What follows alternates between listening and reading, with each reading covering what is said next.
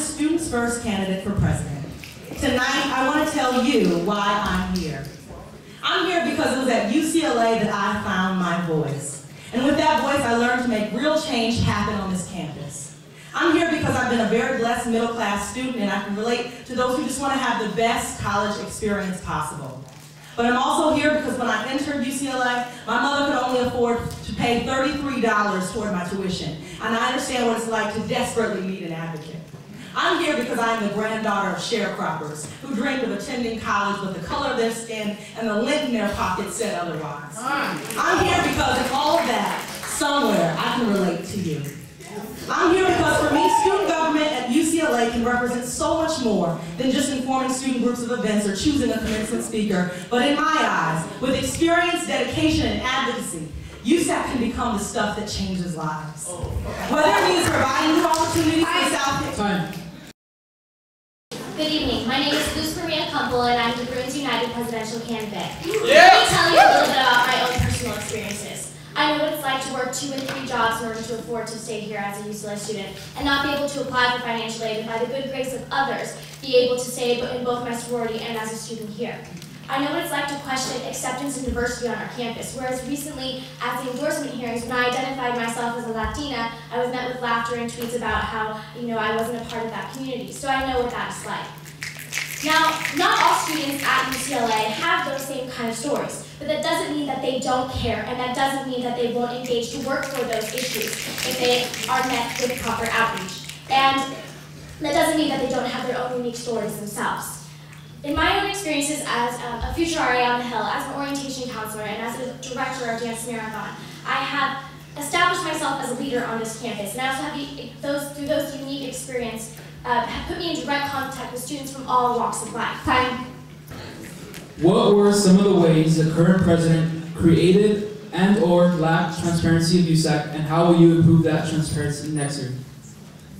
So this year, I have the privilege of working with Cynthia Flores in the President's Office as the Chief of Staff. And one of our foremost initiatives was transparency. This was the day-to-day talk of the office on how we could do a better job of making this a more transparent place for students. And that's why one of the very platforms that we started in the beginning of the year was putting the U back in USAC, a platform I think that you also have chosen to adopt, but we've already done that. What we've done is begun by having council meet and greets on the Hill, by starting town halls with the chancellor and other.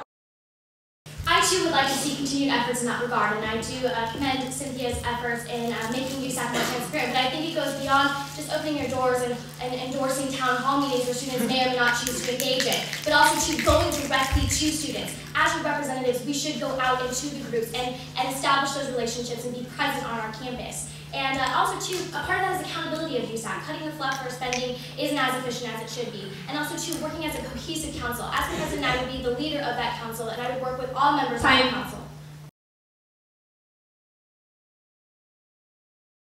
What is your understanding of student needs, and if elected, how would you address them? This past year and in the past few years, I've worked as a resident assistant and worked with ORL. And the beautiful thing about ORL is it gives you the opportunity to interact with a broad range of students. You really understand the different ethnics, the ethnic diversity on this campus, the different religious beliefs on this campus. I've really been able to communicate with such a broad range of students, and it's the most inspiring experience I've had at UCLA. I've had a real feeling of the heartbeat of this campus. I understand the student needs because I've been involved with the different groups on campus. In terms of the issues of affordability, accessibility, and diversity, that's what I'm going to fight for. Affordability. Currently, I chair the undergraduate committee of the UC Student Association that introduced the Cal Grant legislation to increase Cal Grants and secure them. We passed student aid reform this year, we passed the SAFRA, and we continue to fight the fee increases for the whole year. In terms of accessibility and diversity, I'm going to work with the regents to make sure that they make any policies necessary to increase diversity in our campus.